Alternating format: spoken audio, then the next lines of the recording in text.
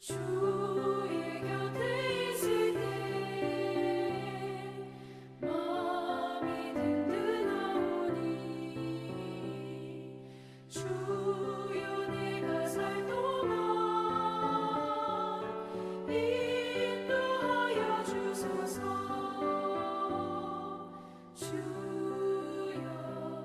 주여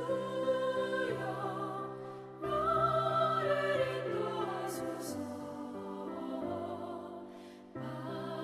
세상 살 동안 주여 인도하소서. 비난처인 예수여 세상 물결어갈 때 크신 은혜 베푸사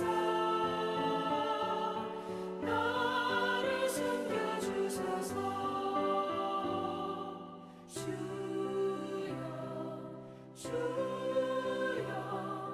나를 인도하소서. 마른 세상 살 동안 주여 인도하소서.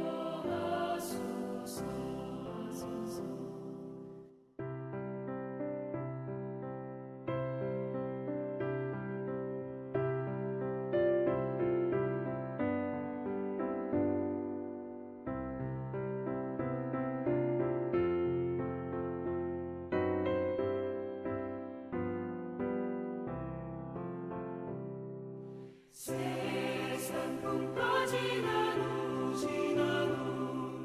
영화로운 나라와 눈물 없는 곳으로 들어가게 하소서. 주여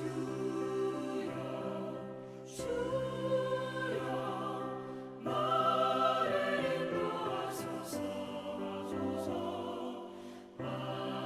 세상 살 동안 주여 인도하소서.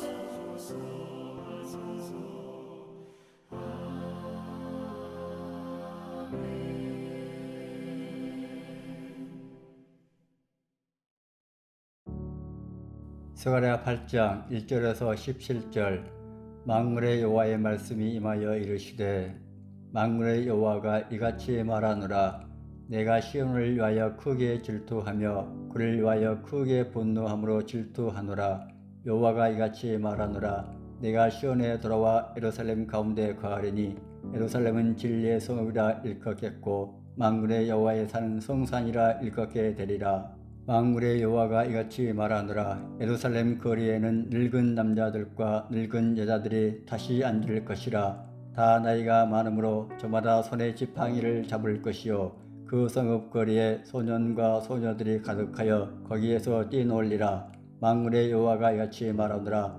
이 일이 그날에 남은 백성의 노래는 기이하려니와 내 눈에야 어찌 기이하겠느냐. 만군의 여호와의 말이니라. 만군의 여호와가 이같이 말하노라. 보라, 내가 내 백성을 해가 뜨는 땅과 해가 지는 땅에서부터 구원하여 내고 인도하였다가 예루살렘 가운데 거주하게 하리니 그들은 내 백성이 되고 나는 진리와 공의로 그들의 하나님이 되리라. 만군의 여호와가 이같이 말하노라. 만군의 여호와의 집 곧 성전을 건축하려고 그 지대를 쌓던 날에 있었던 선지자들의 입의 말을 이날에 듣는 너희의 손을 경고히 할지어다. 이날 전에는 사람도 싹을 얻지 못하였고 짐승도 싹을 받지 못하였으며 사람이 온수로 말미암아 편안히 출입하지 못하였으나 내가 모든 사람을 서로 풀어주게 하였느니라. 만군의 여호와의 말씀이니라. 이제는 내가 이 남은 백성을 대하기를 옛날과 같이 아니할 것인즉 곧 평강의 씨앗을 얻을 것이라. 포도나무가 열매를 맺으며 땅이 산물을 내며 하늘은 이슬을 내리리니 내가 이 남은 백성으로 이 모든 것을 누리게 하리라.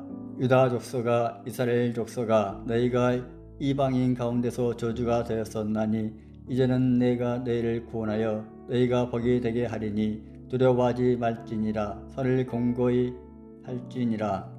만군의 여호와가 여치 말하노라. 너희 조상들이 나를 경노하게 하였을 때에 내가 그들에게 재앙을 내리기로 뜻하고 뉘우치지 아니하였으나 이제 내가 다시 예루살렘과 유다 족속에게 은혜를 베풀기로 뜻하였나니 너희는 두려워하지 말지니라. 너희가 행할 일은 이러하니라. 너희는 이웃과 더불어 진리를 말하며 너희 소문에서 진실하고 합평한 재판을 베풀고 마음에 서로 해하기를 도모하지 말며 거짓 맹세를 좋아하지 말라. 이 모든 일은 내가 미워하는 것이니라. 여호와의 말이니라.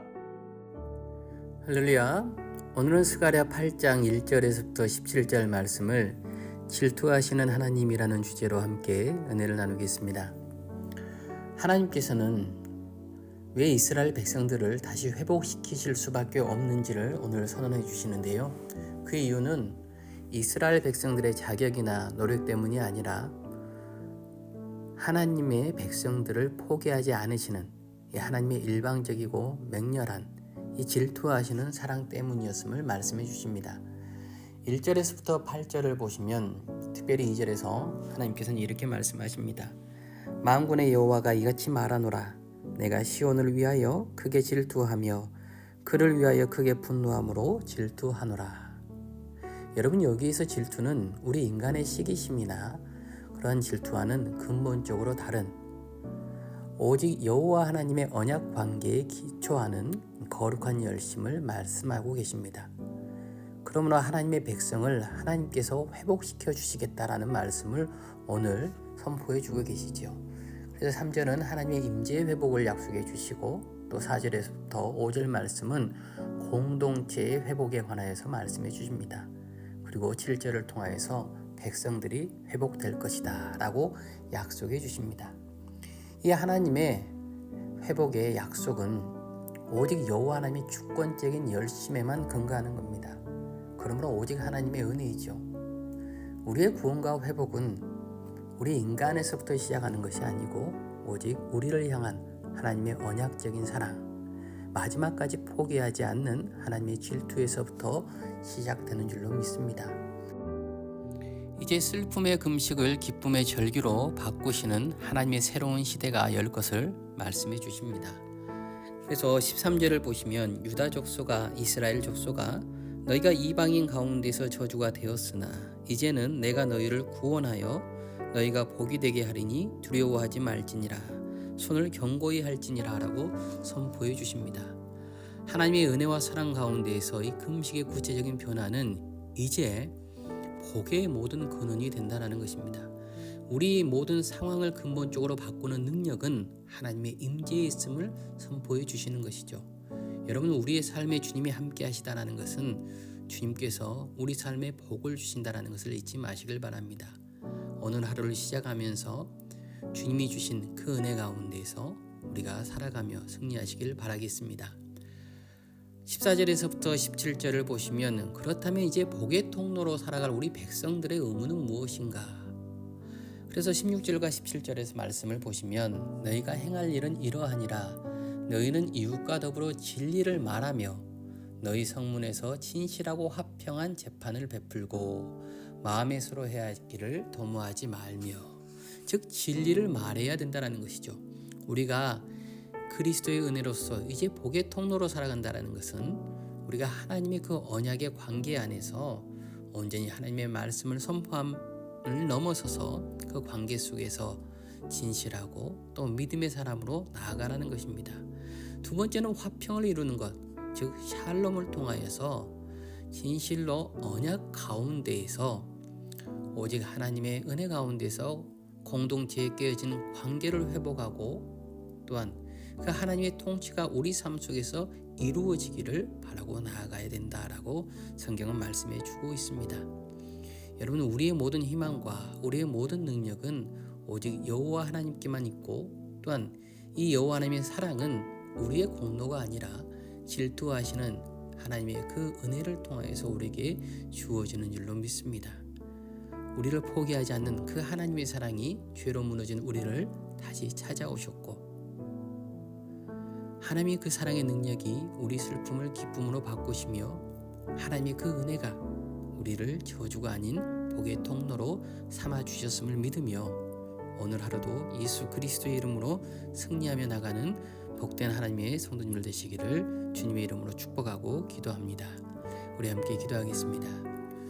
오늘도 살아계신 하나님의 질투로 우리를 이끌어 주시고 온전히 샬롬의 평강을 누리게 하심을 진심으로 감사를 드립니다. 그리스도 안에서 진리의 말씀으로 살아가게 하시고 화평의 은혜를 이루며 나아가는 귀한 하나님의 권속들 될 수 있도록 주님 함께 하옵소서. 우리의 삶 속에도 주님의 은혜가 임재가 깃들기를 바라고 원하오며 예수님의 이름으로 기도합니다. 아멘. 오늘 하루도 공동체 기도 제목으로 하루를 시작하겠습니다. 약한 나